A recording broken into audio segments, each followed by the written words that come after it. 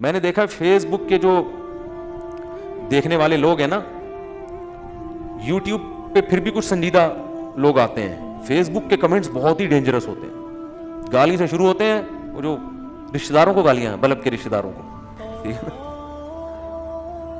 تو وہ رشتہ داروں کو بھی گالیاں, ایسا آپ کی چونکہ پالیسی سے اختلاف کر رہے ہیں. اور اچھا, اور یہ جو اندھی عقیدت میں مخالفت کر رہے ہوتے ہیں نا بہت زیادہ, یہ اپنے لیڈروں کی ان سے بڑی بڑی غلطیوں کو پی رہے ہوتے ہیں, ان میں یہ بڑا فالٹ ہوتا ہے.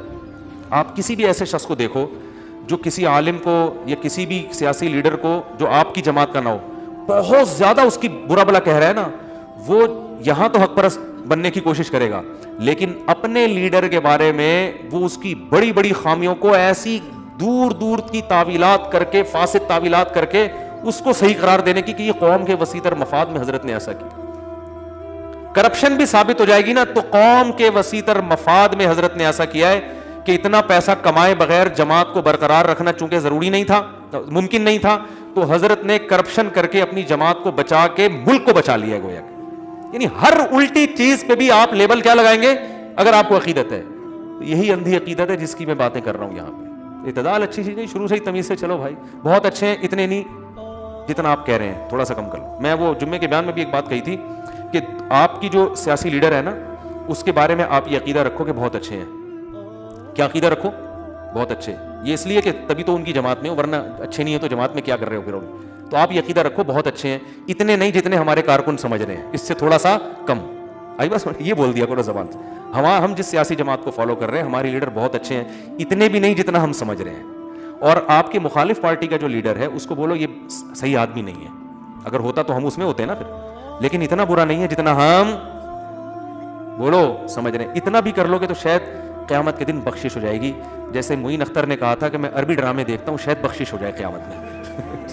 اللہ کہے گا تو انگلش بھی دیکھ سکتا تھا, تو ہندی ڈرامے بھی دیکھ سکتا تھا جہاں اتنی بے حیائی تھی, اور عربی ڈراموں میں بھی سنا بڑی بے حیائی ہوتی ہے, لیکن چلو عربی سے محبت کی وجہ سے دیکھ رہا ہے.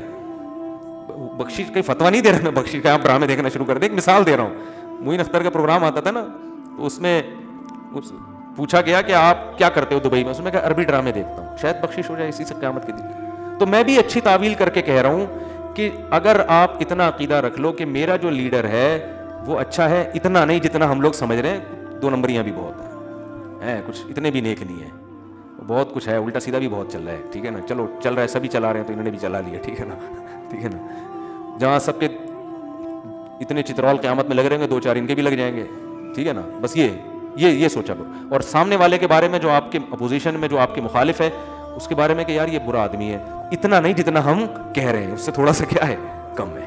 تو یہ سیٹنگ اگر آ جائے نا تو بہت حساب کتاب کیا ہو جائے گا, اچھا ہو جائے گا. تو خیر, ام لہم شرکاء فلیاتوا بشرکائہم ان کانوا صادقین. اللہ فرماتے ہیں کیا ان کے شرکاء ہیں تو وہ لے آئیں ہمارے سامنے, ہم بھی دیکھ لیں کون ان کو قیامت کے دن بخشوائے گا. ذرا لائیں تو صحیح نا, کوئی کون ہم سے زبردستی کون بات منوا سکتا ہے.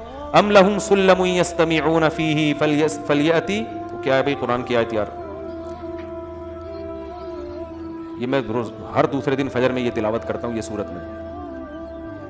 ام لہم سلم یستمعون فیہ فلیأتی مستمعہم ان کانوا صادقین. کیا ان کے پاس کوئی سیڑھیاں ہیں جہاں چڑھ کے یہ اللہ کی باتیں سن لیتے ہیں, ان کو پتہ چلتا ہے کہ اللہ نے میرے بارے میں کہا ہے کہ یہ جنت میں جائے گا اور اس کے بارے میں کہا ہے کہ یہ جہنم میں جائے گا, اور کرائٹیریا انہوں نے خود حق اور برائی کا بنایا ہوا ہے. تو ان کے پاس تو کوئی دلیل نہیں ہے. جب ان کے پاس نہیں ہے تو جس جبریل اور جس فرشتے کے ذریعے ہم جو کلام کر رہے ہیں اسی پر ایمان لے آؤ, وہی دلیل ہے. تو آگے جو آیت ہے, نئی آیت شروع ہو رہی ہے, بس میں اس کو شروع کر دیتا ہوں تاکہ اگلے ہفتے ہمارا بیان اگلی آیت سے چلے آگے, ورنہ پھر یہ 6 مہینے یہی آیت چلتی رہے گی, یہی چلتی رہے گی. تو آگے اللہ تعالیٰ کا ارشاد ہے کہ یوم یکشف عن ساق ویدعون الی السجود فلا یستطیعون. میں نے بتایا کئی قسم کے کافروں کا ذکر ہوا پچھلی آیتوں میں. کچھ ایسے جو کہتے تھے اللہ ہی نہیں ہے, کچھ ایسے جو کہتے ہیں اللہ ہے مگر قیامت نہیں ہے, مر کے مٹی ہو کے ختم ہو جاتے ہیں, اور کچھ ایسے جو قیامت کو مانتے تھے مگر کہتے تھے ہم جیسے یہاں اچھے ہیں تو وہاں بھی کیا ہیں, اچھا ہی ہوں گے, ہم جنت میں ہی جائیں گے. اپنی طرف سے فیصلے کیے ہوئے تھے انہوں نے. تو اللہ نے فرمایا کہ ان کا قیامت کے دن حال یہ ہوگا, کیونکہ ان میں سے بہت سے منکر ہیں, بہت سے ہماری دلیل کو دلیل نہیں مانتے. تو فرمایا کہ کل قرب قیامت میں جب اللہ یکشف عن ساق، اپنی پنڈلی کو ظاہر کرے گا. یہ کیا ہے؟ ایسی آیتیں متشابہات میں کہلاتی ہیں. تو اس کا جو اسلاف کا عقیدہ اس بارے میں کہ اللہ نے پنڈلی کا لفظ استعمال کیا، اس کی کیفیت کیا ہے یہ اللہ ہی جانتا ہے. ہمیں اس کی بحث میں پڑھنے کی اجازت بولو بھائی نہیں. اللہ اپنی ایک صفت کی تجلی ظاہر کرے گا، اللہ اپنی زیارت کروائے گا، اپنا دیدار کروائے گا.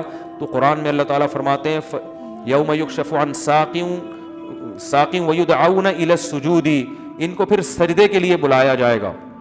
حدیث میں آتا ہے جب اللہ تعالیٰ قیامت کے دن اپنی پنڈلی کو ظاہر کریں گے، اپنا جلوے کو ظاہر کریں گے، تو جتنے بھی مومنین اور نماز پڑھنے والے لوگ ہیں نا، اتنا اس کا ایک حسن ہوگا، اتنا جمال ہوگا، اتنی اس میں لوگوں کا دل کرے گا کہ سامنے سجدے میں گر جائیں. بعض دفعہ ایسا ہوتا ہے نا، آپ کو کسی سے بہت زیادہ عقیدت ہو اور اچانک آپ کی اس سے ملاقات ہو جائے تو آپ کا پیچھے چلے جاتے ہیں نا، دل چاہ رہا ہوتا ہے کہ میں اپنا سر رکھ دوں اس کے قدموں میں. تو ظاہر ہے اللہ کی زیارت وہ کیا چیز ہوگی، اس سے تو یعنی اس کا تو تصور ممکن نہیں ہے نا. موسیٰ علیہ السلام نے کہا تھا نا اللہ میں تجھے دیکھنا چاہتا ہوں، تو پہاڑ پہ ذرا سی تجلی تھی اور موسیٰ علیہ السلام جیسے مضبوط دل بے ہوش ہو گئے تھے. یعنی اللہ کے جمال کو برداشت نہیں کیا جا سکتا. تو قرآن میں ہے، حدیث میں ہے کہ جب اللہ اپنی تجلی کو ظاہر کریں گے تو لوگ خود بخود سجدے میں گر جائیں گے. انہیں اتنی اس سجدے میں لذت محسوس ہوگی، اتنا مزہ آئے گا کہ اس سے زیادہ مزہ اس وقت کسی اور چیز میں نہیں ہوگا، اتنی لذت. تو اس وقت کافر اور بے نمازی کی بھی خواہش ہوگی کہ ہم بھی گرے سجدے میں، لیکن اللہ ان کو سزا دیں گے. فلا یستطیعون، ان کی کمر تختے کی بنا دی جائے گی اور وہ سجدہ نہیں کر سکیں گے. ان کی خواہش ہوگی کاش ہم بھی کر لیں. فرمایا کہ یہ وہ لوگ ہیں یدعون الی السجود وہم سالمون، کہ ان کو دنیا میں سجدے کے لیے بلایا جاتا تھا اور ان کی کمر جھک جاتی تھی، صحیح کمر تھی، تختے کی کمر نہیں تھی. اس وقت ان کو یہ عیب نہیں تھا، لیکن اس وقت دنیا میں انہوں نے گردن اکڑائی ہے. کس قدر شدید وعید ہے بے نمازیوں کے لیے، آپ اندازہ لگاؤ کس قدر شدید وعید ہے اور کیسے الفاظ ہیں اس وعید کے. اللہ فرما رہے ہیں یہ وہ لوگ ہیں کہ جنہیں دنیا میں سجدے کے لیے بلایا جاتا تھا اور یہ بالکل صحیح سالم تھے، کوئی عذر نہیں تھا.